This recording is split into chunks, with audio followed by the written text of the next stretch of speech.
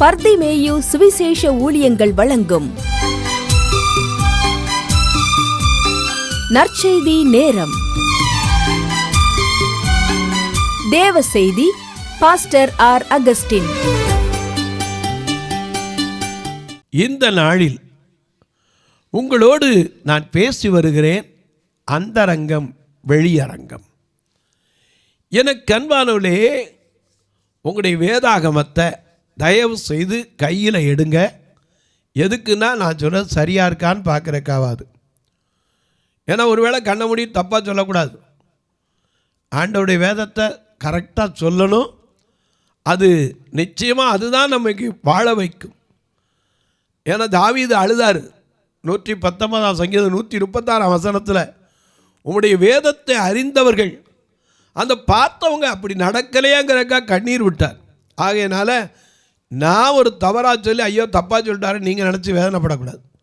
தயவு செய்து உங்களுடைய வேதாகமத்தை எங்கே இருந்தாலும் தேடி எடுத்து 90ஆம் சங்கீதம் 8வது வசனத்தை, 90வது சங்கீதத்தை 8வது வசனத்தை எல்லாரும் திருப்பி கையில் வச்சுக்கிறீங்களா?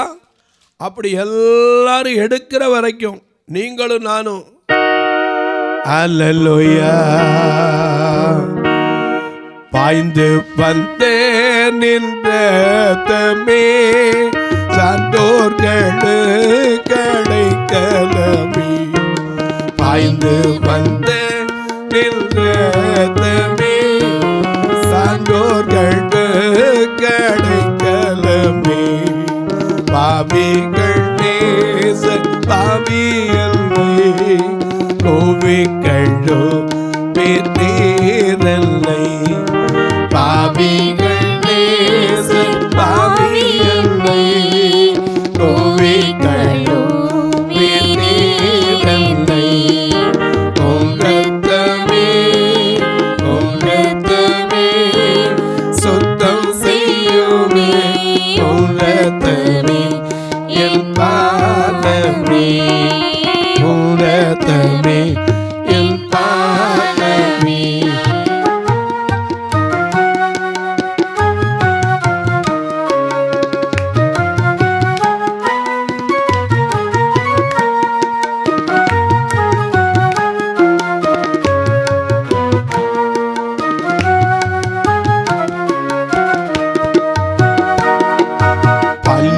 போல் சேற்றில் போரண்டே நன்றி இல்லாமல் தீரந்தே.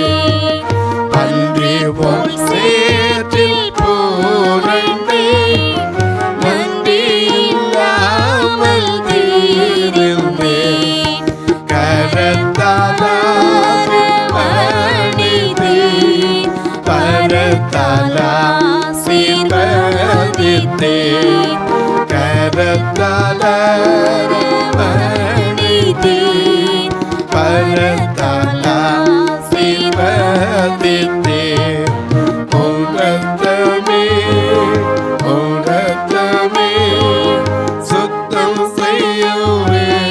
உங்கத்தமே என் பாதமே உங்கத்தமே என் பாதமே.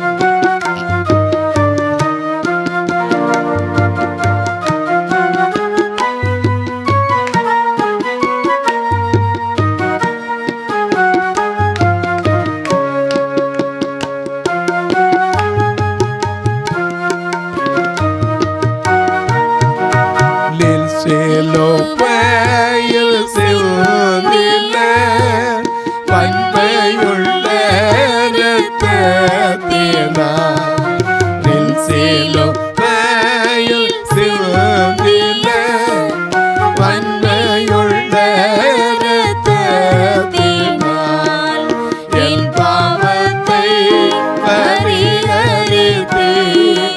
அன்புள்ள தேவ புத்திரா, என் பாவத்தை பரிஹரித்தீர். அன்புள்ள தேவ புத்திரா, உம் இரத்தமே, உம் இரத்தமே சுத்தம் செய்யுமே. உம் இரத்தமே என் பாவமே, உம் இரத்தமே என் பாவமே. எல்லாம் எடுத்திருப்பீங்க. 90ஆம் சங்கீதம் 8ஆம் வசனம். எங்கள் அக்கிரமங்களை எங்கள் அக்கிரமங்களை உமக்கு முன்பாகவும் எங்கள் அந்தரங்க பாவங்களை. நல்ல கவனிங்க, அந்தரங்க பாவம். இன்னைக்கு அநேகருக்குள்ள இதுதான் பெரிய பிரச்சனை. பார்க்கறதுக்கு நல்லவங்களா தான் தெரியும், கிட்ட போய் பார்த்தா தான் என்ன தெரியும், அந்தரங்கத்தை பார்க்க முடியும். எத்தனை பேர் இன்னைக்கு புலம்புறாங்க. அன்னைக்கு ஒரு அம்மா சொன்னாங்க, பிரதர் நான் ஒருத்தரை நம்முடைய பேர் சொல்ல விரும்பலை, அவரை பற்றின எதுவுமே நீங்களும் சொல்லக்கூடாது. ஆனால் ஐயோ நான் நம்பி போன இடத்துல அந்தரங்கம் எப்படி இருந்துச்சு தெரியுமா பிரதர்? என்னம்மா வாங்க உங்களுக்கு உதவி செய்கிறேன்னு சொன்னாங்க. உதவிக்கு நானும் நம்பி போனேன். அவர் செஞ்ச உதவி இன்னைக்கு 8 மாதம்னாங்க. அல்லேலூயா. அந்தரங்க பாவங்கள், மனுஷனுடைய அந்தரங்கங்களை நியாய தீர்ப்பில் கொண்டு வந்தாருன்னா நம்ம என்ன ஆவோம்? ஏன்னா நம்முடைய பாவத்தை, எவனுடைய அக்கிரமத்தை கர்த்தர் எண்ணாது இருக்கிறாரோ, எவனுடைய பாவங்கள் மூடப்பட்டதோ அவன் பாக்கியவான். மறந்துடாதீங்க. ஆமென். நம்ம பாவத்தை மூடி வச்சிருக்காருன்னா ஏதோ இறக்கம் பார்த்து கணக்கு போட்டார்னா நீங்கள் நான் நிற்க மாட்டேன். நீதிமன்றத்தில் தராசை வச்சுக்கிட்டு நிற்கிற கண்ணை கட்டிக்கிட்டு நிற்குதே அந்த நீதி தேவதையை பார்க்குறீங்களே. எனக்கு கண்வாரனே, ஆண்டவர் கையில் சமமான திராசு இருக்குது, யாருன்னு கிடையாது. ஏன்னா அவர்கிட்ட பட்சபாதம் கிடையாது. ஆனால் பாவத்தை ஐயா சமுத்திரத்தின் ஆழத்தில் நமக்காக போட்டார். நம்முடைய மீறுதல்கள் நமக்கு சமாதானத்தை உண்டு பண்ணுகிற ஆக்கினை அவர் மேல் வந்தது. நாம பாடுறோம்ல, அந்த கேடடைந்தா அகத்தில் தோன்றினா, அந்த கேடடைந்தா அகத்தில் தோன்றினா, சொந்தமாக மீட்டிட இந்த பாடடைந்தாரே.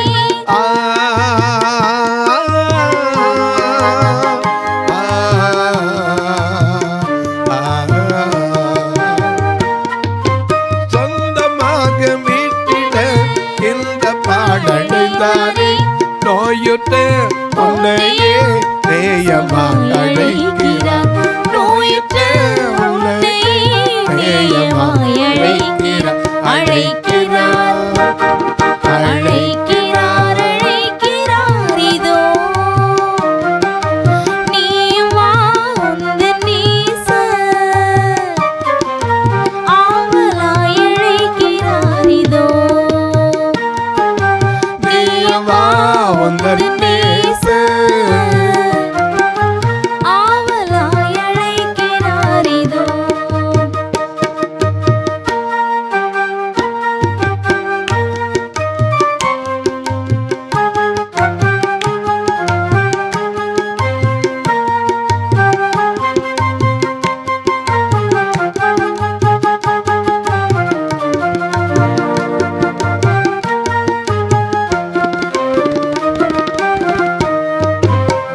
பாவத்தை ஏற்றவர் பலியாய் மாண்டவர், பாவத்தை ஏற்றவர் பலியாய் மாண்டவர்.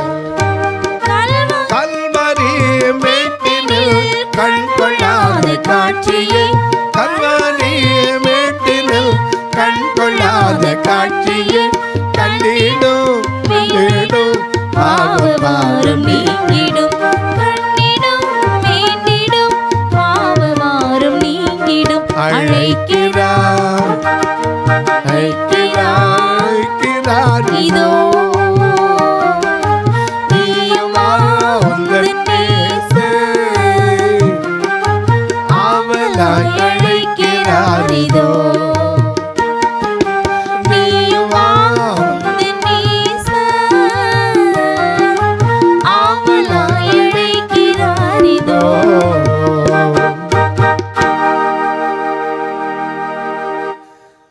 ஐயா, அதனால தான் சொல்லுது, நமக்கும் தேவனுக்கும் தடை என்ன தெரியுமா? ஏசாயா சொல்லும்போது, நாம் ஆசீர்வதிக்கப்படாதபடிக்கு அவருடைய கரம் குறுகி போகவும் இல்லை, கேட்கக்கூடாதபடிக்கு அவருடைய செவி மந்தமாகவும் இல்லை. உங்கள் அக்கிரமங்களே, நம்முடைய அக்கிரமங்களே உங்களுக்கும் தேவனுக்கும் நடுவாக பிரிவினை உண்டாக்குகிறது. பாவங்களே, அந்தரங்க பாவங்கள் மறந்துடக்கூடாது. உங்கள் பாவங்களே அவர் உங்களுக்கு செவி கொடாதபடிக்கு அவருடைய முகத்தை உங்களுக்கு மறைக்கிறது. அந்தரங்க பாவம். சிலருக்கு அவர் நிறுத்தலை, நமக்கு அது வரைக்கும் பாக்கியவான். நாம் நினச்சிக்கலாம், நம்ம செஞ்சது யாருக்கு தெரியும்? கர்த்தர் சொல்லிட்டு பாருப்பா, நான் சொன்னேன்னா என்ன ஆகும்? அவர் சொல்ல மாட்டார். ஏன் தெரியுமா? சமுத்திரத்தின் ஆழத்தில் எரிஞ்சிட்டேன்ட்டார், முதுகுக்கு பின்னாடி போட்டேன்ட்டார், மறந்துவிட்டேன்ட்டார். ஹல்லேலூயா. அதுதான் நமக்கு கிடைச்ச பெரிய பாக்கியம். ஆமென். ஏன்னா நம்முடைய பாவங்களுக்கு தக்கதாக அவர் நமக்கு செய்யாமலும், நம்முடைய அக்கிரமங்களுக்கு தக்கதாக சரி கட்டாமலும் இருக்கிறார். 103ஆம் சங்கீதத்தில் வாசிக்கிறோம். ஹல்லேலூயா. நம்முடைய பாவத்துக்கு தக்க அவர் நிற்பார்னா நம்மளால் தாங்க முடியுமா? ஏன்னா நம்ம எப்படி இருந்தோம் பாடுறோம். பாவத்தினாலே மரித்து போயிருந்தேன், பாவத்தினாலே மரித்து போயிருந்தேன், கிருபையாய் ரட்சித்தீரே, கிருபையாய் ரட்சித்தீரே, எத்தனை நன்மைகள் எனக்கு செய்தீர், எப்படி நன்றி சொல்வேன், நான் எப்படி நன்றி சொல்வேன்,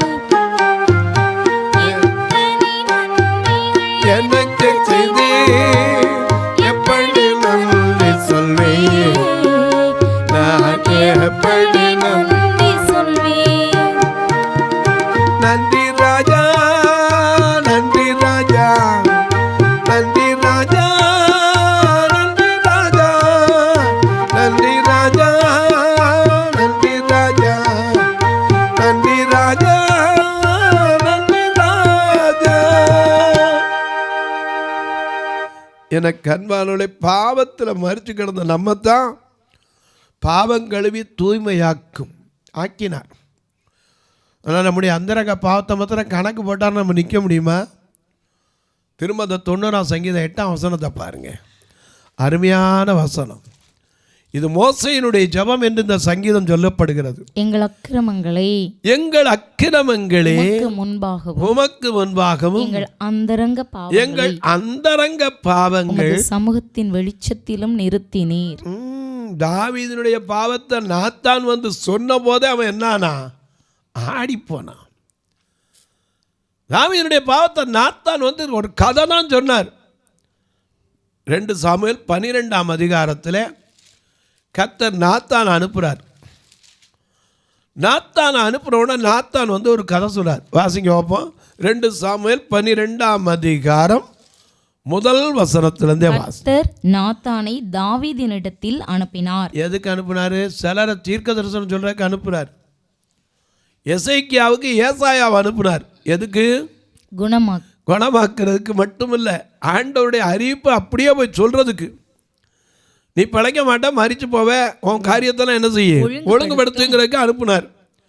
அவன் அழுதவன பார்த்தாரு, ஐயா இவன் நிற்க மாட்டான் போலையே, இன்னும் செய்து முடிக்க நாளாகும் போலேன்னு இன்னும் கொஞ்சம் கூட்டி கொடுத்தார். அவனுக்கு உடனே அவன் பதில் சொல்ல சொன்னார், உன் கண்ணீரை கண்டேன், உன் விண்ணப்பத்தை கேட்டேனார். இதே தாவீதுக்கு காத்து அப்படிங்கிற தீர்க்கதரிசியை 1 சாமுவேல் 22ஆம் அதிகாரத்தில் 5ஆம் வசனத்தில் பார்க்கிறோம். தாவீதை பார்த்து காத்து என்ன செய்யறாரு? அழைக்கிறார். என்ன அழைக்கிறாரு? பின்பு காத் என்னும் தீர்க்கதரிசி தாவீதை பார்த்து நீர் அரணில் இராமல் யூதா தேசத்திற்கு புறப்பட்டு வா. Come out from the comfort zone. ரொம்ப பாதுகாப்பாக உட்கார்ந்திருக்க வேண்டாம், வெளியே வான்னார். இன்னைக்கு நாமளும் அப்படிதான். எலியா போய் படுத்திருந்தான்.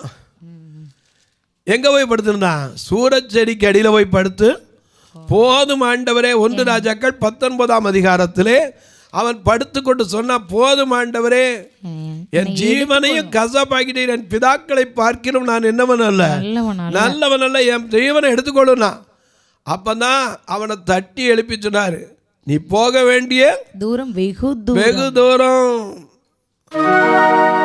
இனி எத்தனை தூரம் பயணம் செய்யணும் தேவா, இனி எத்தனை காலம் பாடு உண்டு தேவா, இனி எத்தனை தூரம் பயணம் செல்லணும் தேவா, இனி எத்தனை காலம் பாடு உண்டு தேவா, என்ன தாங்க முடியவில்லை தேவா, என்னை தேற்றி அழுதி அழைத்து வீரே தேவா, எல்லாம் தாங்க முடியவில்லை தேவா, என்னால் முடியவில்லை தேவா, இனி எத்தனை தூரம் பயணம் செய்யணும் நாதா, இனி எத்தனை காலம் பாடுகள் நாதா. இந்த உலகத்தில் நீ எவ்வளவு நாள் ஓடணும், ஓடித்தான் ஆகணுங்க. பந்தய சாலையில் ஓடுகிறவர் எல்லாரும் ஓடுவார்கள், ஆனாலும் ஒருவனே பெற்றுக்கொள்வான் என்று அறியீர்களா? அழிவுள்ள பரிசை பெறதுக்கு இச்சை அடக்கத்தோடு இருந்து ஓடுறான். ஆனால் அழியாமைக்கா நம்முடைய ஓட்டம் எப்படி இருக்கு? நம்முடைய அந்தரங்க பாவங்கள். தாவீது அனுப்புறாரு. யாரு? நாத்தான் அனுப்புறார். அன்னைக்கு எலியாவை எழுப்ப ஒரு தூதன் அனுப்புனார். பத்மோ தீவில் பக்தரை தேற்றுவதற்கு ஒரு தூதனை அனுப்பினார். இப்படி பல இடத்துல இருக்கு. சகரியா ஆசாரிய பீடத்தில் நிற்கும் போது அவனுக்கு ஒரு நற்செய்தி சொல்லுவதற்கு ஒரு தூதன் வந்தான். கிதியோன் ஆலைக்கு சமீபத்தில் கோதுமையை போரடித்து கொண்டிருந்த போது உனக்கு இருக்கிற கொஞ்ச பலத்தோடு போன்னு சொல்வதற்கு ஒரு தூதனை அனுப்பினார். யோசேப்பு மரியாளை தள்ளிவிட மனதாய் இருந்தபோது சொப்பனத்தில் ஒரு தூதனை அனுப்பினார். எனக்கு அன்பானவர்களே, ஆண்டவர் எப்பவுமே தம்முடைய தூதர்களை அனுப்பி எச்சரிக்கவும் செய்கிறார். இங்கே பார்க்கிற ஒரு தீர்க்கதரிசி, அவர் யாரு? நாத்தான். இந்த நாத்தான் தீர்க்கதரிசி இயேசு காலத்திலையும் பேசினார். யோவான் 1ஆம் அதிகாரத்திலே 49-50 வசனத்தில் பார்க்கிறோம். அவர் யாரை பார்த்து கேட்குறாரு? 49-50 மிக அழகாக எழுதப்பட்டிருக்கு. அவர் சொன்னார், என்ற ஒரு தீர்க்கதரிசி, அத்திமரத்தின் கீழே நீ கண்டதினால் என்னை விசுவாசிக்கிறாயினார், இதிலும் பெரிதானவைகளை காண்பாய்னு இயேசுவே சொன்னார். இந்த நாத்தான் தீர்க்கதரிசி எங்கே போனார்? தாவீதுகிட்ட போகிறார். எதுக்கு போகிறாரு? அவனை உணர்த்துறதுக்கு, நீ செஞ்ச தப்பு என்னதுன்னு சொல்கிறதுக்கு அனுப்பினார். நேரடியாக சொல்லாமல் ஒரு கதை சொல்ல போகிறார். ஏன்னா இயேசு இந்த பூமியில் ஊமைகள் மூலம் பல காரியத்தை பேசினார் புதிய ஏற்பாட்டில். ஆனால் பழைய ஏற்பாட்டில் கதைகளை கொண்டு எழுதினார். இங்கே பார்க்குற நாத்தான் வரார், தாவீதினிடத்தில் அனுப்பினார். இவன் அவனிடத்தில் வந்து, இந்த நாத்தான் தீர்க்கதரிசி தாவீதினிடத்தில் வந்து அவனை நோக்கி ஒரு பட்டணத்தில் 2 மனுஷர் இருந்தார்கள். ஒரு பட்டணத்தில் 2 மனுஷர் இருந்தார்கள். ஒருவன் ஐஸ்வரியவான், மற்றவன் தரித்திரன். ஐஸ்வரியவானுக்கு ஆடு மாடுகள் வெகு திரளாய் இருந்தது. தரித்திரனுக்கோ தான் கொண்டு வளர்த்த ஒரே ஒரு சின்ன ஆட்டுக்குட்டியை தவிர வேறொன்றும் இல்லாதிருந்தது. சரி, அது அவனோடும் அவன் பிள்ளைகளோடும் கூட இருந்து வளர்ந்து அவன் வாயின் அப்பத்தை தின்று அவன் பாத்திரத்திலே குடித்து அவன் மடியிலே படுத்துக்கொண்டு அவனுக்கு ஒரு மகளை போல இருந்தது. அந்த ஐஸ்வரியவானிடத்தில் ஒரு வழிப்போக்கன் ஒருவன் வந்தான். அவன் தன்னிடத்தில் வந்த வழிப்போக்கனுக்கு சமையல் பண்ணுவிக்க. நல்ல கவனிங்க. இதே போல புதிய ஏற்பாட்டில் ஒரு சம்பவம் இருக்கு. லூக்கா 11:5 பார்க்கிறோம். ஒரு சிநேகிதன் திடீர்னு ஒருத்தர் ராத்திரியில் வீட்டுக்கு வந்துட்டான். லூக்கா 11ஆம் அதிகாரம் 5ஆம் வசனத்திலையா வாசிக்க பார்க்கிறோம். பின்னும் அவர் அவர்களை நோக்கி, உங்களில் ஒருவன் தனக்கு சிநேகிதனா இருக்கிறவனிடத்தில் பாதி ராத்திரியிலே போய் சிநேகிதனே, என் சிநேகிதன் ஒருவன் வழிப்பிரயாணமாய் என்னிடத்தில் வந்திருக்கிறான், அவனுக்கு முன்பாக வைப்பதற்கு என்னிடத்தில் ஒன்றுமில்லை. நீ 3 அப்பங்களை எனக்கு கடனாக தர வேண்டும் என்று கேட்டுக்கொண்டான். இவனாவது கடன் கேட்டான். அவன் சொன்னால் நான் பிள்ளையெல்லாம் படுத்துருச்சு, நானும் படுத்துட்டப்பா, எடுத்து கொடுக்கக்கூடாதுன்னா. ஆனாலும் அவன் அவனுக்கு சிநேகிதனாக இருக்கிறதுனால வருந்தி கேட்டுக்கொண்டபடினால அவன் எடுத்து கொடுப்பான். இந்த ஊமையை ஏன் சொன்னார்னா, இயேசு ஆண்டவரிடத்தில் அப்படி கேட்கும்போது அவர் என்ன செய்வார், பொல்லாதவர்களை நீங்களே கொடுக்கும்போது உங்களுக்கு அவர் அருளாமல் இருப்பாரா அப்படின்னு சொல்லி கேளுங்கள், அப்பொழுது உங்களுக்கு கொடுக்கப்படும் சொல்லி ஊமையை சொன்னார். எனக்கு அன்பானவர்களே, அநேக நேரங்களில் ஆண்டவர் ஊமைகளை கொண்டு பேசுகிறார். இங்கே நாத்தான் கதையே சொல்கிறார். ஒரு ஐஸ்வர்யவான் அவன் வீட்டுக்கு விருந்தாளி வந்தான். அப்போ அவனுக்கு மனசு நிறையா இருந்தால் என்ன செய்யணும், தனக்கு எவ்வளவோ இருக்குது, அதில் எடுத்து அடிக்க மனசு இல்லை. அந்த ஏழை இடத்துல எடுத்து அடித்து அவனுக்கு விருந்து செய்தான். அது அவனுக்கு என்ன செய்யணும்னார். ஆஹா, இவர் உடனே தீர்ப்பு சொல்ல ஆரம்பித்தார், ஜட்ஜ்மெண்ட் சொல்ல ஆரம்பிச்சிட்டார். என்ன ஜட்ஜ்மெண்ட் சொன்னார்? 6வது வசனத்தை பாருங்கள், 12:6. அவன் இரக்கமற்றவனாயிருந்து இந்த காரியத்தை செய்தபடியினால் அந்த ஆட்டுக்குட்டிக்காக நாலத்தனை திரும்ப செலுத்த வேண்டும் என்றான். அப்பொழுது நாத்தான் தாவீதை நோக்கி, நீயே அந்த மனுஷன். அப்பா, அப்படி நம்ம முன்னாடி பாவத்தை உணர்த்துவார்னா நம்ம நிற்க முடியுமா? ஆண்டவரிடத்துல சொல்லுங்க, என் அக்கிரமத்தை மூடி வச்சிருக்கீங்க சுவாமி, என் அந்தரங்க பாவங்களை மூடி இருக்கீங்க சுவாமி, அதற்கு நான் எவ்வளவு நன்றி உள்ளவனாக இருக்கணும். அந்த பாவத்தை வெளியே எடுப்பீங்கன்னா நான் எங்கே போய் நிற்போம்? அப்படி எல்லாரும் ஒரு வரி மட்டும் பாடி, ஓ மனிதனே நீ எங்கே போகிறா, பாலையில் மலர்ந்து நாளையில் கனியும் மலராய் வாழ்கிறாய், பாலையில் மலர்ந்து நாளையில் கனியும் மலராய் வாழ்கிறாய். ஓ மனிதனே நீ எங்கே போகிறாய்,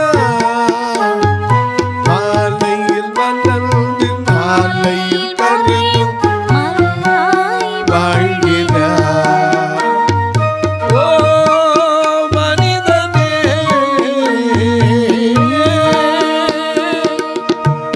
தொலைக்காட்சியில் பார்க்கிற என் அன்பு மக்களே, இந்த நிகழ்ச்சியை நாள்தோறும் பார்க்குறீங்க, கேட்குறீங்க, பரவசம் அடைகிறீங்க, நல்லது. கொஞ்சம் யோசிச்சு பாருங்கள், நம்முடைய அந்தரங்க காரியங்களை கர்த்தர் வெளிப்படுத்தினா என்ன ஆகும்? ஆண்டவர்கிட்ட சொல்லுங்கள், ஆண்டவரே நான் அறியாமல் செஞ்ச காரியத்தை மன்னிங்கன்னு கேட்டால் சமுத்திரத்தின் ஆழத்தில் போட்டுருவார்.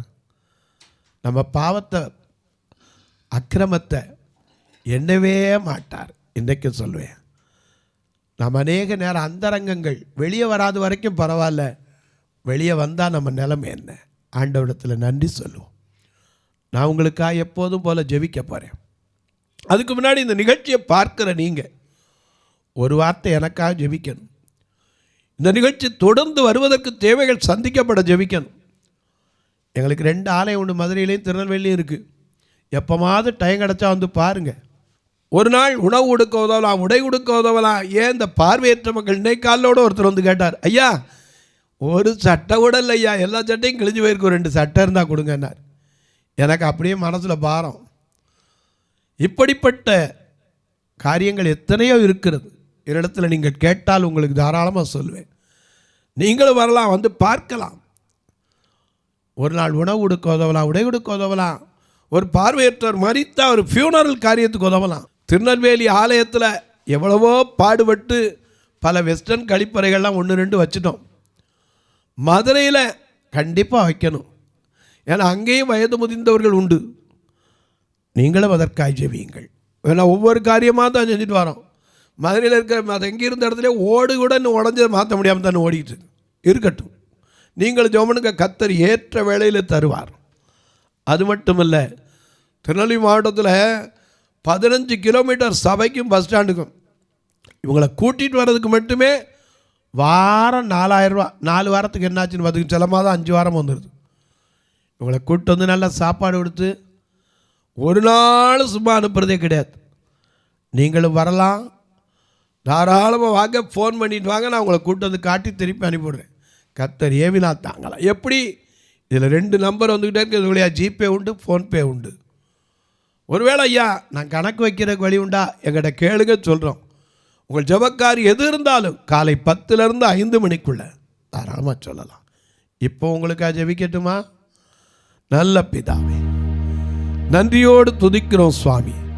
இந்த அருமையான நாளிலே அந்தரங்கங்கள், வெளியரங்கங்கள், கிரியைகள், நற்கிரியைகள், துர்க்கிரியைகள்,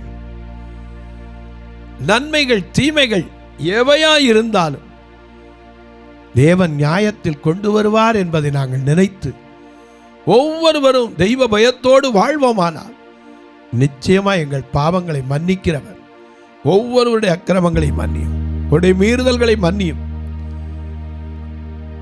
ஒவ்வொரு குடும்பத்திலும் பிறந்த நாள், திருமண நாளை நினைவு கூறுகிறவர்களுக்காக ஜெபிக்கிறேன்.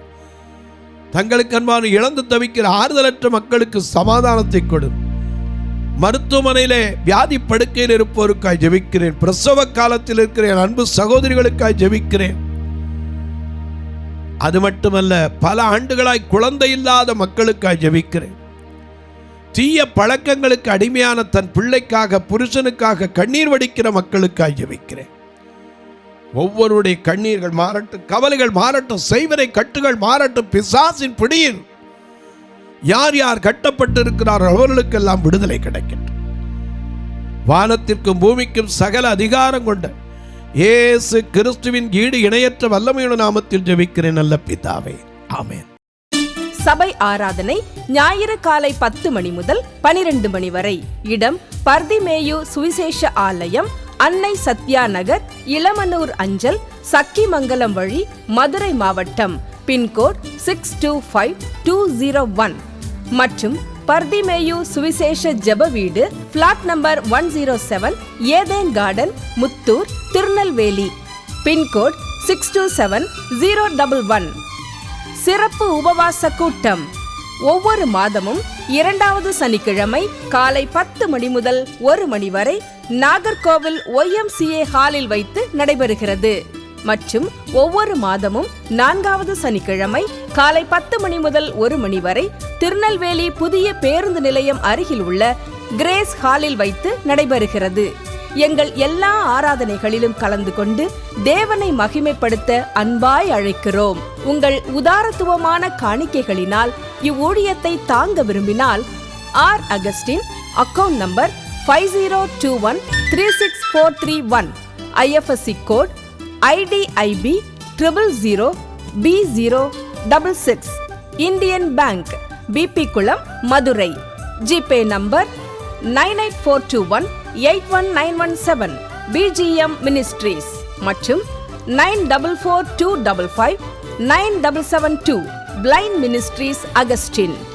உங்கள் தொடர்புக்கு பாஸ்டர் ஆர் அகஸ்டின், பர்திமேயு சுவிசேஷ ஊழியங்கள், நாகமலை, புதுக்கோட்டை, மதுரை 625019. தொலைபேசி எண்கள் 9842181917 மற்றும் 9442559772. கர்த்தர் தாமே உங்களை ஆசீர்வதிப்பாராக.